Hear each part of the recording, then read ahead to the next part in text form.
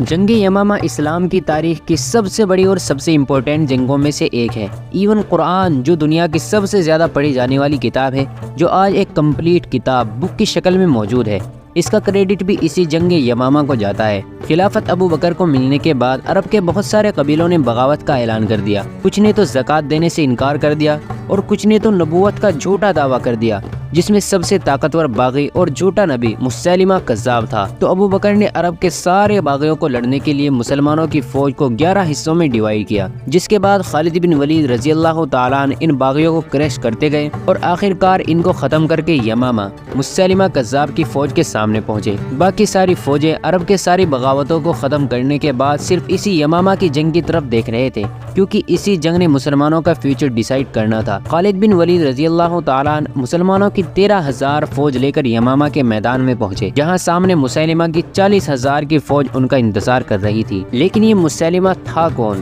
جس نے اتنی تیزی سے اور اتنی آسانی سے عرب کی سب سے بڑی فوج 40,000 کی فوج جمع کر لی تھی؟ مسیلمہ کا تعلق نجد مطلب ایسٹرن سعودی عربیہ کے سب سے رچ خاندان سے تھا، اور بچپن سے ہی اس نے اپنی ساری ایجوکیشن رومن ایمپائر کے شہر دمشق کے سب سے بڑے اسکالر کے ساتھ حاصل کی تھی، جس کے بعد وہ واپس اپنے قبیلے بنو حنیفہ آیا، جو اس وقت عرب کے سب سے اسٹرانگ قبیلوں میں سے تھا۔ ایون آج بھی یہ قبیلہ عرب کے سب سے اسٹرانگ قبیلہ ہے، کیونکہ سارے سعودی عرب کے بادشاہ عبدالعزیز سے لے کر محمد بن سلمان تک سب کا تعلق اسی بنو حنیفہ قبیلے سے ہے۔ جب مسیلمہ شام سے واپس اپنے قبیلے آیا، بہت جلد اس کے قبیلے والوں نے اسے اپنے سرداروں میں سے ایک بنا دیا، کیونکہ یہ ایسا تھا جیسے آج کوئی ہارورڈ یا آکسفورڈ سے تعلیم حاصل کر کے اپنے چھوٹے سے گاؤں میں آئے۔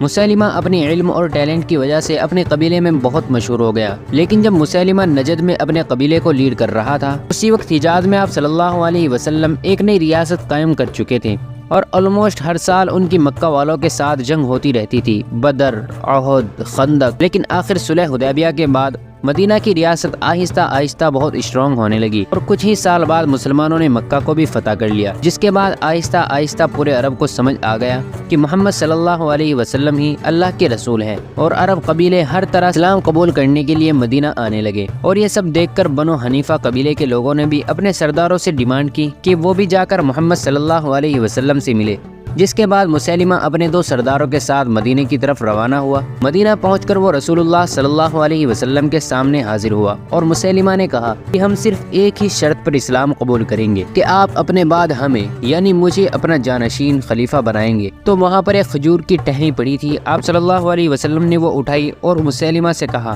کہ اگر تم مجھ سے چھوٹی سی چیز بھی مانگو گے نا، تو میں بھی وہ تمہیں نہیں دوں گا، تو تمہیں خلیفہ بنانے کا تو کوئی سوال ہی پیدا نہیں ہوتا۔ مسیلمہ مایوس ہو کر وہاں سے روانہ ہوا، اور واپس اپنے قبیلے پہنچ کر اس نے سب کو بتایا کہ اللہ کے رسول صلی اللہ علیہ وسلم نے اپنے بعد مسیلمہ کو اللہ کا رسول بنا دیا ہے۔ کچھ لوگ یہ سن کر بہت خوش ہوئے، لیکن کچھ کنفیوز تھے۔ اس کے بعد مسیلمہ نے اپنے ریلیجن میں بہت سارے چینجز کیے، جیسا کہ اس نے 5 نمازوں میں سے صرف 3 کر دی، فجر اور عشاء کو ختم کر دیا، شراب کو حلال کر دیا، فحاشی کی چیزوں کو بھی حلال کر دیا، اور رمضان کے روزوں کو بھی ختم کر دیا۔ جب لوگوں نے دیکھا کہ اس کا ریلیجن اتنا آسان اور اسلام اتنا ہارڈ ہے، اس کے ریلیجن کو لوگوں نے ایکسیپٹ کرنا شروع کر دیا۔ مسیلمہ کی اتنی ہمت نہیں تھی کہ وہ رسول اللہ کے سامنے بغاوت کا اعلان کرتا، لیکن رسول اللہ کی وفات کے فوراً بعد مسیلمہ نے بغاوت کا اعلان کر دیا، جس کے بعد حضرت ابو بکر رضی اللہ تعالیٰ عنہ نے اس سے جنگ کرنے کا اعلان کر دیا، اور خالد بن ولید رضی اللہ تعالیٰ عنہ کو اس کی طرف بھیجا اور کہا کہ اس کو ختم کر دو۔ خالد بن ولید رضی اللہ تعالیٰ عنہ 13,000 کے لشکر کو لے کر یمامہ کی طرف روانہ ہوئے، جہاں مسیلمہ کا 40,000 کا لشکر ان کا انتظار کر رہا تھا۔ میں لڑائی ہوئی، اور مسیلمہ نے اپنے لشکر کے ساتھ اتنا زوردار حملہ کیا کہ مسلمان شہید ہونے لگے،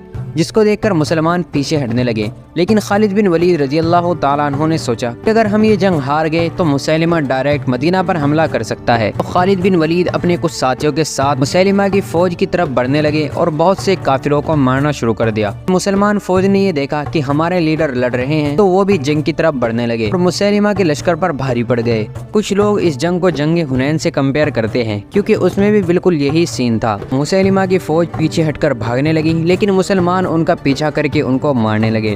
مسلمانوں کی فوج میں ایک صحابی ایسے تھے جو صرف لڑنے کے ارادے سے نہیں آئے تھے، بلکہ ان کا ارادہ کچھ اور تھا۔ جو کہ مسیلمہ کو مارنا چاہتے تھے۔ یہ صحابی کوئی اور نہیں بلکہ ان صحابی کا نام تھا وشی۔ انہوں نے ہندا کے کہنے پر آپ صلی اللہ علیہ وسلم کے چچا کو شہید کیا تھا۔ اتنے سخت درد کے بعد بھی رسول اللہ صلی اللہ علیہ وسلم نے جب مکہ فتح کیا تو ان کو معاف کر دیا تھا، لیکن ان سے کہا تھا کہ کبھی میرے سامنے مت آنا۔ اسی قرض کو چکانے کے لیے وشی اسلام کے سب سے بڑے دشمن مسیلمہ کو مارنا چاہتے تھے۔ آخر جب انہوں نے دیکھا کہ مسیلمہ میدان چھوڑ کر بھاگ رہا ہے تو انہوں نے اپنا وہی مشہور نیزہ اٹھایا اور مسیلمہ کی طرف پھینکا، جسے مسیلمہ مارا گیا۔ ویڈیو پسند آئے تو ویڈیو کو لائک کریں۔